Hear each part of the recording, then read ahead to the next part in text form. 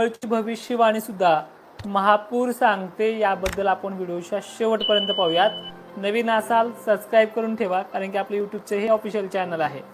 तर बघा, आजची संध्याकाळ जसं की छत्रपती संभाजीनगर, जळगाव, बीड जिल्हा, इकडे वाशिम जिल्हा, अकोल्यामध्ये, बुलढाण्यामध्ये, त्याचबरोबर अहिल्यानगर, बीडमध्ये, जालन्यात मोजक्या ठिकाणी अशा प्रकारचा प्रभाव आहे। कालच्यापेक्षा कमी आहे, पण वातावरण खराबच आहे।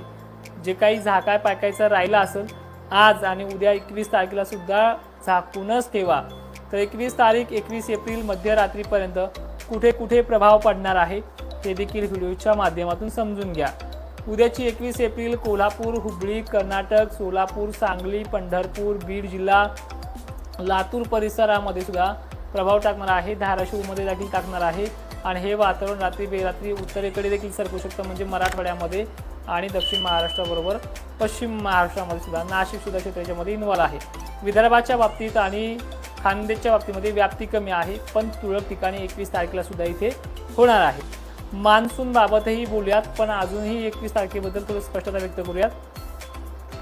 दक्षिण महाराष्ट्र उद्या सतर्क राहायचं आहे। कांदा बिंदा जे असेल ते झाकून ठेवायचे, 2-4 दिवस आहे आणि सध्याच तुम्हाला माहिती आहे काही काही ठिकाणी पाऊस चालू आहे। तर मान्सून बाबत बोलतोय मित्रांनो, 5 मार्चचा व्हिडिओ आपण दरवर्षी 5 मार्चलाच व्हिडिओ टाकतो, तो व्हिडिओ चेक करत राहा की जसं सांगितलंय। आता आंब्याचा फुलोरा किंवा आंब्याच्या फुलोऱ्याकडे पाहून दुष्काळ आणि 10 वर्षातून जवळपास 8 वर्ष तरी दुष्काळाचे व्हिडिओ दर उन्हाळ्यामध्ये येत असतात। त्या पद्धतीने यंदा सर्वांनीच दुष्काळ सांगितला, त्यामध्ये लहान मोठ्या सर्व संस्था देखील इन्व्हॉल्व आहेत। एकमेव आपण त्यामध्ये ठाम भूमिका घेतली की दुष्काळाची भूमिका आपली स्पष्ट आहे की तसला दुष्काळच नाहीये। जो काळ आहे तो लानिना आणि अल्निनोची कंडिशन देखील या व्हिडिओमध्ये समजून घ्या। आणि विशेषतः यंदा महापूर, अतिवृष्टी सुद्धा होणार आहे। थोडा तरसवणार मात्र जास्त आहे, कारण सुद्धा सांगतोय, लक्षपूर्वक ऐका। तर विशेष कारण असं आहे, गेल्या वर्षी लानिना हा चांगला पॉवरफुल होता, यंदा अल्निनो ॲक्टिव्ह आहे। पण अल्निनो आणि लानिनामध्ये डिफरंट, आपल्या महाराष्ट्राच्या बाबतीत बोलायचं झालं तर दिवाळीच्या नंतर पाऊस पडण्याची क्षमता कमी असते आणि गेल्या वर्षी 2025ला लानिना होता, त्यामध्ये दिवाळीनंतरही पाऊस नोव्हेंबर महिन्यामध्ये टिकून राहू शकतो। एवढा डिफरंट फरक महाराष्ट्रासाठी आहे। अशा खंडासाठी सांगायचं तर पाऊसमान कमी राहतो, पण तिन्ही बाजूला असलेल्या समुद्रामध्ये एमजो आयोडो फॅक्टर सुद्धा यावर्षी चांगल्या पद्धतीने चालणार आहे। उष्णता जास्त असल्यामुळे पाण्याच्या थेंबाची जाडी सुद्धा वाढणार आहे। पेरणी सुद्धा वेळेवरती होणार आहे, असं बाकी भेंडवळचं सुद्धा आहे आणि आपण तर 2-3 महिन्या अगोदरच या गोष्टी क्लिअर केलेल्या आहेत। दुष्काळ सांगितला जातोय आणि गेल्या वर्षीच्या तुलनेमध्ये 8 ते 10% पाऊस कमी सांगितला जातोय। काय धंदे लावले? गेल्या वर्षी पाऊसच 20% शिल्लक होता आणि गेल्या वर्षी तुलनेत 10% पाऊस कमी सांगितला किंवा 8% पाऊस कमी सांगितलाय, तरी सरासरी इतका व्हायच लागलाय ना। ठीक आहे, तर मला एक म्हणायचंय, पाऊसमान कमी जरी असला त्यामध्ये असमान वितरण आहे। गेल्या वर्षीच्या आणि ह्या 2026च्या फरक काय आहे ते लक्षात घ्या। गेल्या वर्षीची व्याप्ती ज्यावेळेस मान्सून रिटर्निंगचा प्रवास किंवा जुलैच्या अखेरच्या आठवड्यापासून जेव्हा सुरुवात झाली होती, त्यावेळी 80 ते 60% व्याप्ती होती। यंदा 60 ते 50, 60 ते 50 अशा पद्धतीने व्याप्ती चालणार आहे। फरक तर तोच आहे। यंदा महापूर, अतिवृष्टी ह्या सध्या गोष्टी येणार आहे, हे भेंडवळचं नाहीये। भेंडवळच्याही अगोदर मार्चच्या 5 मार्चला व्हिडिओ मी आपल्या प्राईम मेंबरशिप आपल्या मित्रांना ॲप्लिकेशनमध्ये सोडला आणि 8 मार्चला सर्व महाराष्ट्रात तो व्हिडिओ सोडला।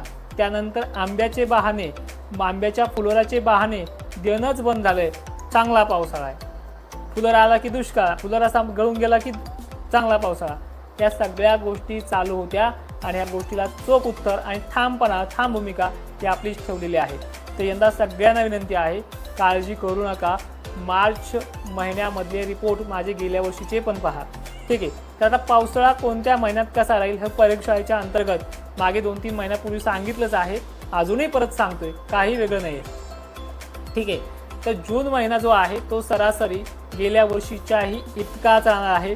यंदा अवकाळी पावसावरच मान्सूनच्या अगोदरच महाराष्ट्राच्या 40% पेरण्या होऊ शकतात। एवढा अवकाळी सुद्धा जून आणि मे मध्ये सुद्धा पोषक बरसणार आहे। 15-16 मेलाच पावसाळा दुसरा सुरू होतोय। त्यानंतर परिस्थिती 25 तारखेच्या आत महाराष्ट्राच्या 60 ते 65% पेरण्या होऊ शकतात, गेल्या वर्षीच्या डिफरंट वेळेसारखीच वेळ लागू शकते, जास्त काही फरकानं नाही आहे. आणि किती कणकपुतत सांगितलं तर पश्चिम महाराष्ट्राच्या काही भागातल्या पेरण्या जुलै महिना गाठवताच तेही यंदाही गाठवणार आहे. जून चांगला आहे, जुलै सर्वसाधारण आहे. गेल्या वर्षीसुद्धा कोणत्या पद्धतीनं ह्या गोष्टी होत्यात, त्या गोष्टी राहिल्यात तुम्हालाही माहिती आहे. आणि बऱ्याच जणांना विनंती करतोय, ऐकत जा. पश्चिम महाराष्ट्रामध्ये परेशानी दरवर्षी होती. 2025ला एवढा मुसळधार अतिवृष्टी ढगफुटी झाली तरी तुमचे पिकं करपले होते. यावर्षी सुद्धा करपणार आहेत, तितके प्रमाणात सुकणार आहेत. याचा अर्थ त्या महिन्यामध्ये हा व्हिडिओ दाखवून बोलू नका, कारण की परिस्थिती आपल्या भागात वाऱ्यामुळे पाऊस टिकत नाही. परतीचा पाऊस आपल्याला चांगला राहतोय, तेच भेंडवळनेही सांगितलंय. 2-3 महिन्या अगोदर मीही सांगितले की अतिवृष्टी ही होणार यंदा 2026मध्ये. अनेक भागांचे म्हणण्यापेक्षा जवळपास 70 ते 80% भागांचे पाण्याचे, तळ्याचे, नद्यांचे प्रश्न देखील सुटतील, अशी परिस्थिती यंदाच्या 2026च्या हंगामात आहे. दुष्काळ नावाची पद्धत फक्त एवढी राहील की तुम्हाला दिवाळीपर्यंत पाणी द्यायची वेळ गेल्या वर्षी आली नाही. यंदा हिवाळा भरणा फुल होईल. ज्यांना नदी नाल्यांना पाणी असतं त्यांचे तळे भरलेले असतील, त्यांना उन्हाळ्यातही त्यांच्या पेरण्या जे काही मागे असतात गहू वगैरे उशिरा पेरायच्या त्यासुद्धा सुखरूप पार पडतील. काळज्या एवढ्या करू नका. आता हा जो काही पाऊस आहे हा 21 तारखेपर्यंत कणकपुतत दक्षिण महाराष्ट्र मराठवाड्यामध्ये अचानकच कुठे अवकाळी होत राहील. तुम्हाला फक्त एवढं करायचं आहे, झाकून पाकून ठेवायचं. असंच, व्याप्ती मोठी नसते, व्याप्ती नाही. काल इतकं गरजलंय महाराष्ट्राच्या अख्ख्या भागांमध्ये, अख्ख्या प्रत्येक जिल्ह्यांमध्ये विजाला होत्या. पाऊस पडण्याचं प्रमाण कमी असतं. 25%ची मी व्याप्ती तुम्हाला सांगितली होती.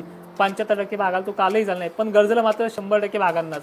तर असे प्रकार असतात. विजांचा धोका असतो, विजांमुळे तुमचं नुकसान होऊ नये म्हणून पोटतिडकीने सांगतोय. जूनमध्ये हे सांगायला मी तुमच्या सोशल मीडियावरती नसणार आहे. मी माझ्या ॲप्लिकेशनवरतीच काम करणार आहे. तुम्हाला मी अजूनही सांगतोय, ॲप्लिकेशनला येण्याचा प्रयत्न करा. मला ह्या बाजारात उतरायचं नाही आहे. सगळ्यात महत्त्वाचं, पाऊस परतीचा धो बरसणार आहे. जास्त काळ बरसणार नाही, पण पाणीच पाणी करून तो जाईल. दिवाळीच्या आतमध्ये मान्सून परतीचा प्रवास आवरून सुद्धा घेऊ शकतो, कारण की ह्याविषयी अल निनो आहे. पण अल निनो सुपर अल निनो नाही. दुष्काळाची भूमिका माझी व्यक्त सांगितली की तशा प्रकारचा मान्सून यावर्षी नाहीच. यंदाच्या वर्षी तरी तो चांगला धो बरसणार. 27चं काय आहे ते पाहून घेऊयात. आणि आता तुम्हाला सांगतो, भेंडवळची भविष्यवाणी आता ऐकली बऱ्याच जणांनी. त्यांची सुद्धा भविष्यवाण्या, त्यांची सुद्धा आता अंदाज थोडे कमी होत यावर येईल. त्यामुळे सर्वांना विनंती आहे, एवढंही टेन्शन घेऊ नका. आणि तुम्हाला तरी काय टेन्शन आहे, सगळ्या जगाला दुष्काळाचं टेन्शन पाहिजे. यंदा दुष्काळ नाही. जानेवारीमध्ये सांगितले, आत्तापर्यंत सांगितले आणि आताही सांगतोय की दुष्काळ नाही नाही नाही. थोडीफार एखादा महिना बखार मोठी पडेल, पिकं करपू लागतील, त्यावेळेसही मला तंग करू नका, कारण की परतीच्या प्रवासात तुम्हाला तो पाणी भेटणार आहे, त्याची काळजी तुम्ही करू नका. आणि आता जाता जाता एवढं सांगतोय की पुढचा पाऊस मे महिन्यातल्या 16 तारखेला 15 तारखेला सक्रिय होतोय. ज्यांची लग्न कार्य ह्या पुढच्या आठवड्यात असतील मे महिन्याच्या, त्यांना चिंता करायची गरज नाही आहे. 26 एप्रिलला मराठवाड्यातल्या आणि विदर्भातल्या लग्नांना विनंती आहे, तुम्हाला दिवसा अडथळा नाही. आजच्या उद्याच्याही तारखेला सांगतोय की भोकरदन असेल, मराठवाडा असेल, विदर्भ असेल, तुम्हाला सुद्धा अडथळा नाही आहे. दिवसा अडथळा नाही. रातचे लग्न पार पडतील, पण थोडं सतर्क राहा. अलर्ट आहे, तो तुम्हाला शॉर्टकट व्हिडिओमध्ये सांगेल. जय शिवराय, धन्यवाद.